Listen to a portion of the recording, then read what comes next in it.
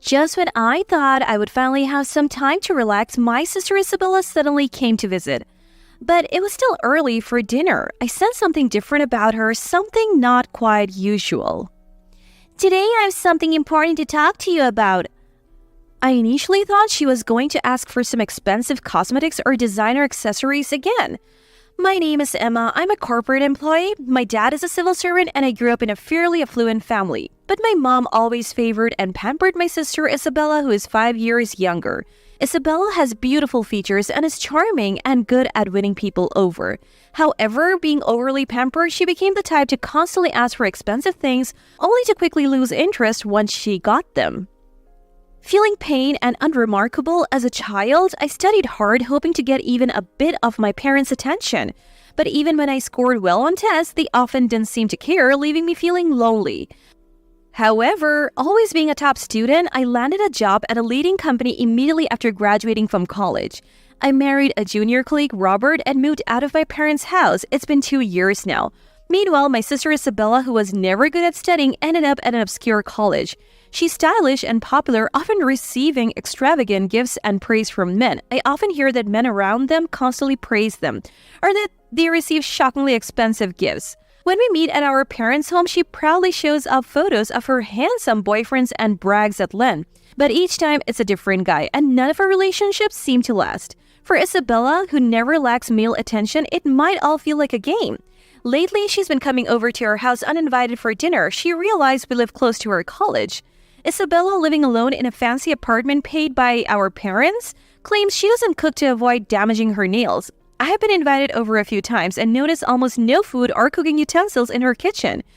She's probably craving some home-cooked meals, and she likely thinks it's a bonus to save on food expenses. She's never even hinted at feeling sorry or offering to pay, but my husband and I both work and it's already hectic without children.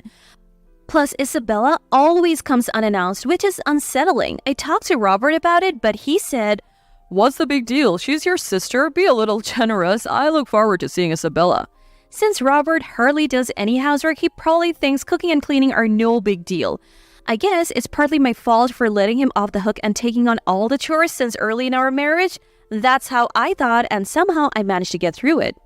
Trying to console myself, I blast my favorite music and sort through my mixed emotions. Then one afternoon on a day off, just when I thought I could relax, Isabella showed up unexpectedly as usual. It was still early for dinner and outside was bright. I felt something was different this time. "Today I have something important to talk to you about." I thought she was going to ask for some expensive cosmetics or a designer item, but then, "I'm actually dating Robert." I was so confused I couldn't speak. "Robert? What do you mean?" "We're dating. We're a couple. Us." "You're kidding. Since when?"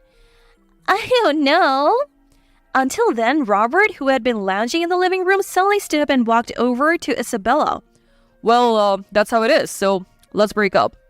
"Break up? You mean divorce?" "I'm asking you.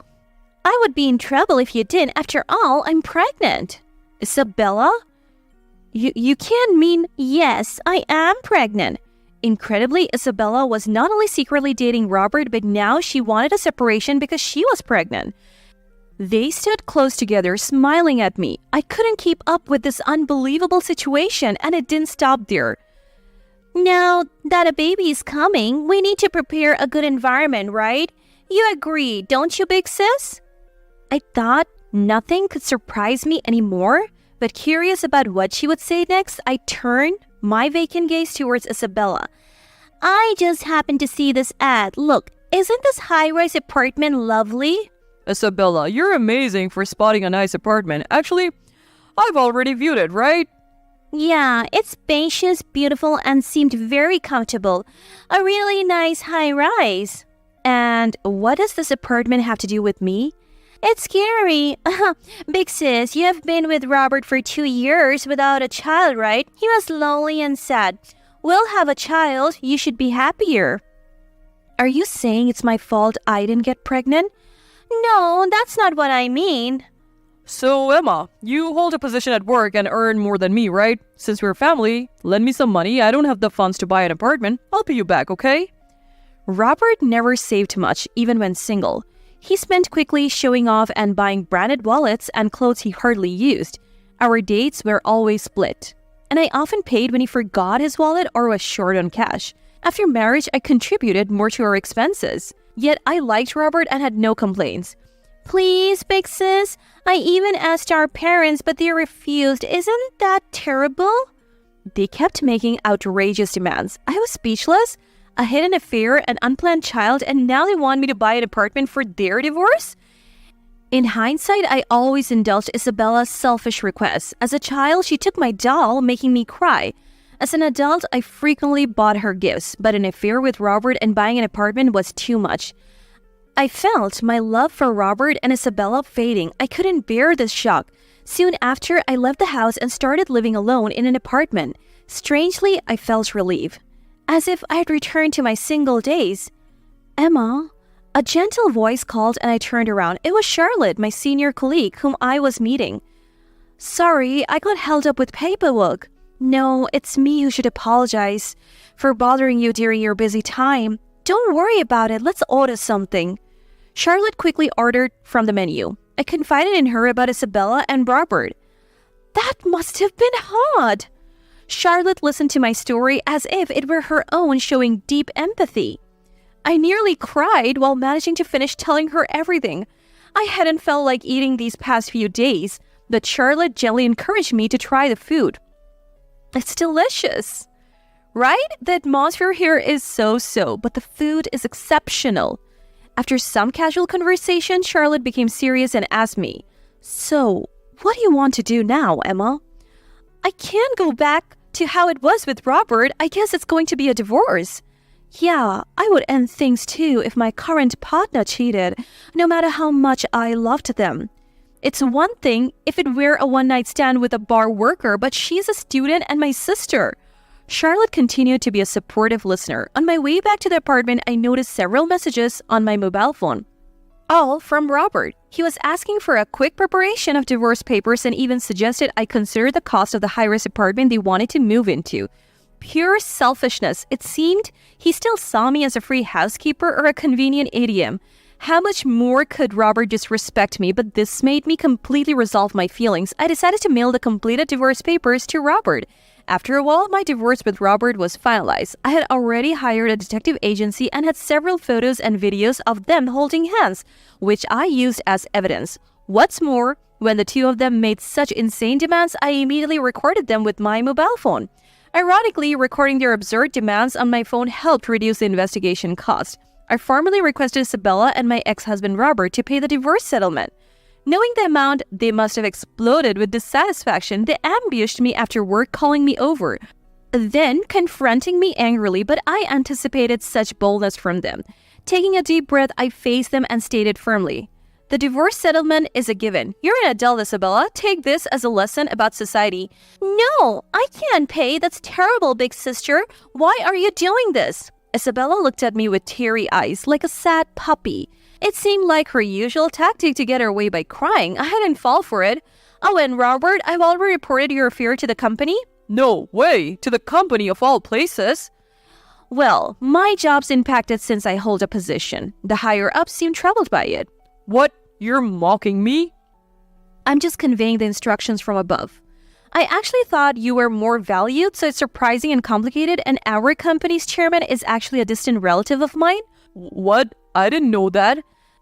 The word chairman drained the color from Robert's face. He even began to sweat coldly. I have mentioned it a few times. After our marriage, you always seemed distracted and didn't really listen. But that's harsh. We were a couple until recently. That's my line, but now we're divorced and we're strangers. Besides, you two pushed for this divorce, right? That's true, but... Isabella is partly to blame. But aren't you ashamed, Robert, having an affair with a student and irresponsibly getting her pregnant? And asking me to buy a high-rise apartment? Someone who can't follow social rules and lacks morals doesn't seem fit for your position. I don't think so. It was just a small loan. But the amount you mentioned in your messages wasn't small, was it? But it's not up to you to decide about my job, is it?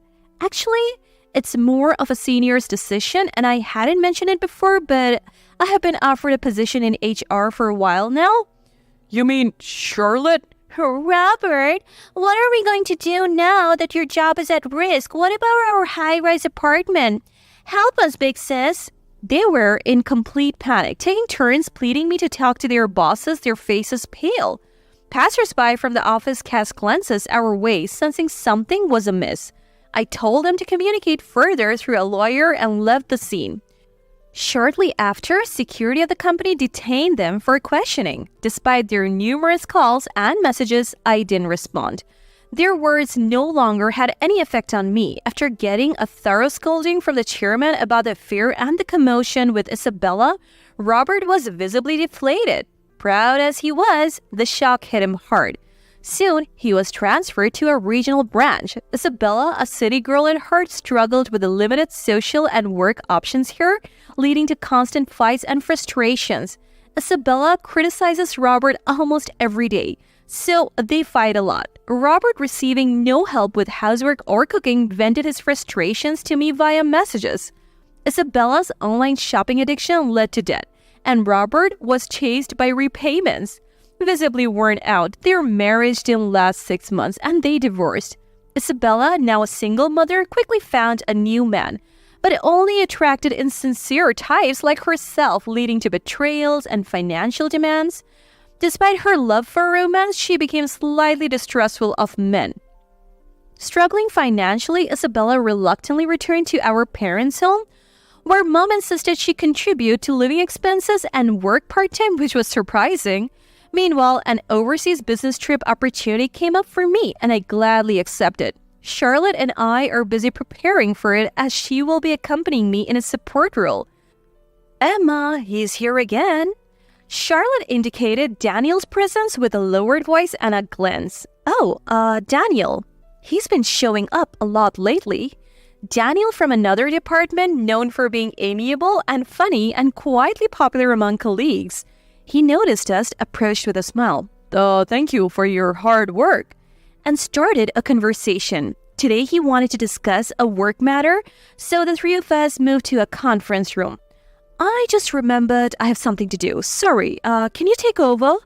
Charlotte excused herself midway. Left alone, Daniel and I shared a brief silence. Let's take a break, shall we?